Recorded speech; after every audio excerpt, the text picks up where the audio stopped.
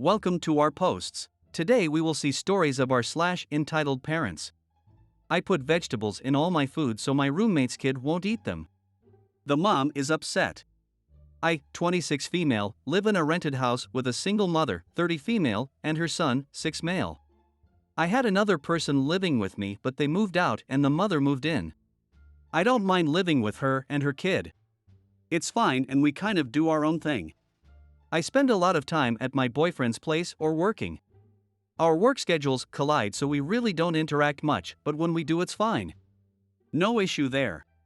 I want to start with saying that she clearly struggles financially, but I don't think it's an excuse. I don't make lots of money either. However, I've noticed that my food would go missing or portions would be taken from it. I assumed it was her kid, so I asked her if she'd stop him from eating my food. I was calm about it and she just said she would. It didn't really upset me when it first started. It started getting annoying when I'd get home from work and expect to have a meal's worth of leftovers in the fridge only to see it picked through or just gone. I kept bringing it up and she started getting annoyed with me bringing it up. Just from observing them I realized that neither of them ever eat vegetables.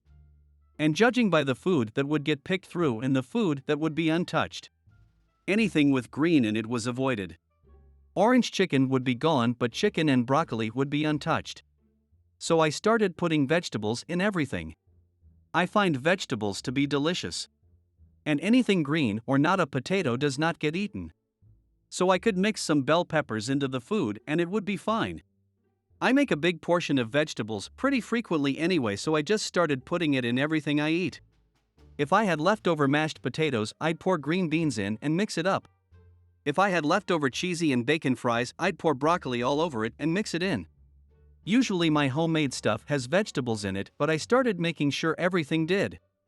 I made a pot of mac and cheese, the kids' favorite thing, and poured in roasted Brussels sprouts, which is actually delicious to me, and I'm eating more vegetables, so it's a win-win. She had been seeming annoyed, but we were all home when I made the pot of mac and cheese. She was in the living room and saw me get out the Brussels sprouts and was like, "What are you going to do with that?" And I poured them in. She said I was being greedy and annoying. I just said I like Brussels sprouts and that was it. She said we need food and I told her to go get some. Or stop buying only pre-packaged things and your money will go further. I think she sees this as some big act of revenge, but I just simply want to be able to eat my food. Also want to add that the sharing is not the issue. It's expecting to have food there and it's not.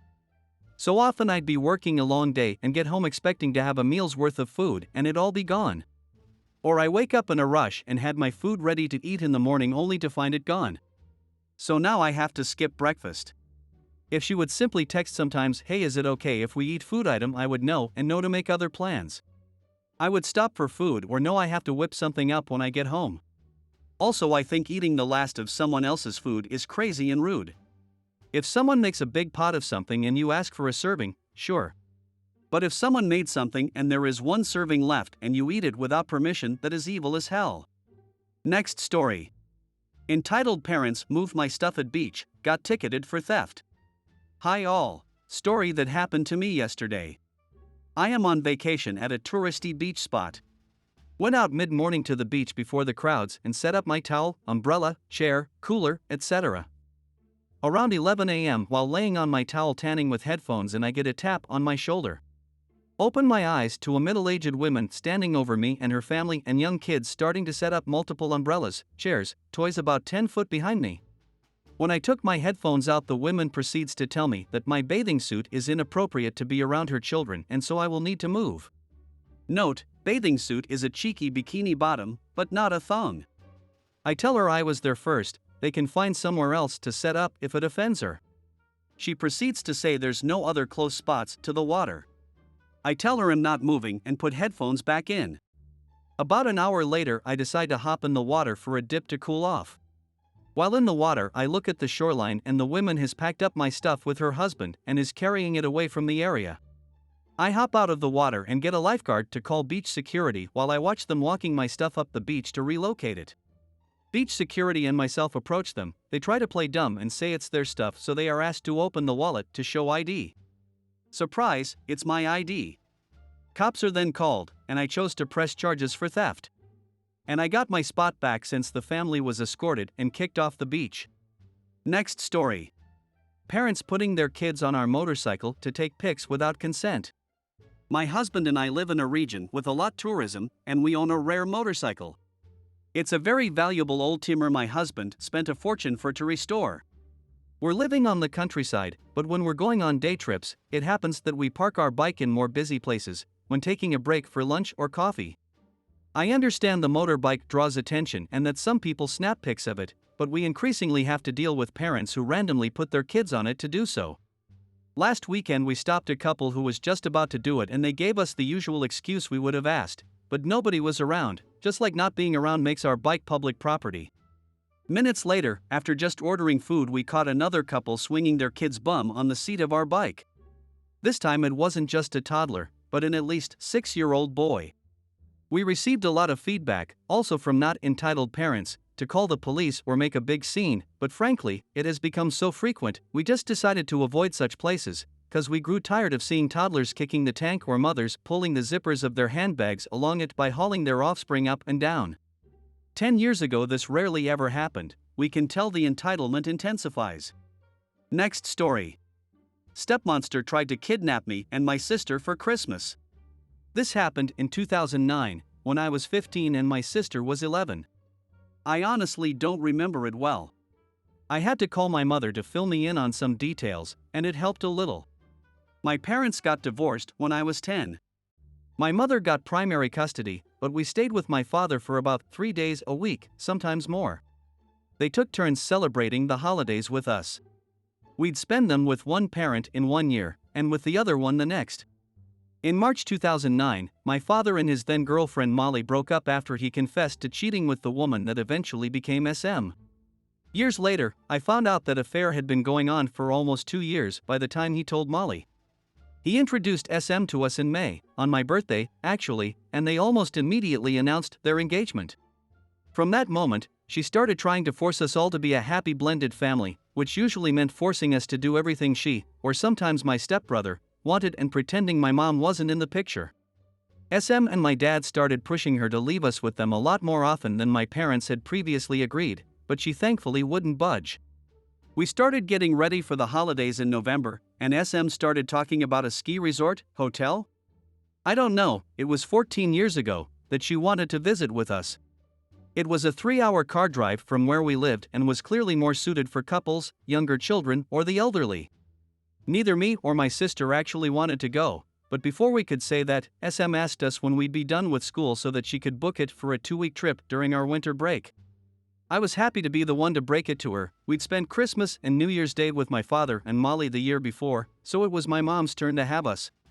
My father and SM called my mother dozens of times to try to convince her to let them take us, insisting that SM was excited to spend Christmas with us and that the previous year's holidays didn't count because we'd spent them with Molly. My mom said no, as she'd already made plans, and the subject was dropped for a few weeks. Then, on our last day of school before winter break, SM picked me and my sister up from our schools. That was fine, we were supposed to spend a couple days with my father before the holidays. What wasn't fine was that the moment we got into her car, SM said, "We're going to the ski resort." Surprise! She proceeded to tell us that they'd already packed our bags for us, and Dad would meet us there. I asked if my mom knew about this, and she said, "Sure," but I knew that was a lie. I also didn't believe her when she said we'd only be there for a couple of days and would be back before Christmas. I figured they'd booked the 2-week stay they wanted and would probably guilt trip us both into staying once their couple of days were up. I was terrified. I didn't have a phone, my mom thought I was still too young to have one, didn't trust SM, and I could see my sister was even more scared. I told SM we didn't want to go. She said, "Fine. Let's just pick stepbrother up from school." We picked him up from school. SM said, "Okay, now let's go to the resort." I said, again, that we didn't want to go. She said, "Fine. Let's just find a gas station and fill up." That pattern repeated itself about 6 times over the next hour. Every time I said we didn't want to go, SM would make up an excuse and pretend to forget my plea. As we were about to leave town, my dad called SM. I heard them fight for a few minutes about something, and then she hung up. Stepbrother asked her what happened, but she didn't answer. Then, she said, I'm taking you kids to your mom's. She turned the car around and took us home. When we got there, my mom pulled us out of the car and screamed at SM to leave, which she did. My mom was hugging us and bawling as if she hadn't seen us in years. She didn't tell me the full story until a few days later. Basically, my mom called my dad in panic because he'd never told her we'd gotten home, which he always did whenever he picked us up from school. He was hoping she wouldn't call until we were already at the resort. My father knew that lying would do more harm than good, so he told her their plans. He tried to spin it around as something my sister wanted, but my mother didn't buy it. She told him that if SM didn't take us back to her place, she'd call the police. My father and SM took my stepbrother to the resort. For a few months after, they bragged about all the fun they had, and all the things me and my sister had missed. Stepbrother later confided in me that he actually hated it. He barely saw his mom while they were there, and he spent Christmas mostly alone in their room. SM called us both selfish for trying to ruin their holidays. My sister actually felt guilty for a while, and I had to reassure her. My mom didn't call the cops or press charges. At the time, she didn't know if what SM did would qualify as a crime or if they'd actually help. She also feared that would ruin our relationship with my father, with whom she was still trying to stay on amicable terms. Years later, she told me she regretted not calling anyone. And that's the story of how I got my first phone. For some reason, I really hate this story. So much that I avoid talking about it. This text was actually on my drafts for almost a week. It's far from the worst thing SM has ever done, but it still pisses me off. I admit that writing it all down did help a little, though. I hope you guys liked this video. If you did, make sure like, comment, share and subscribe the channel or posts.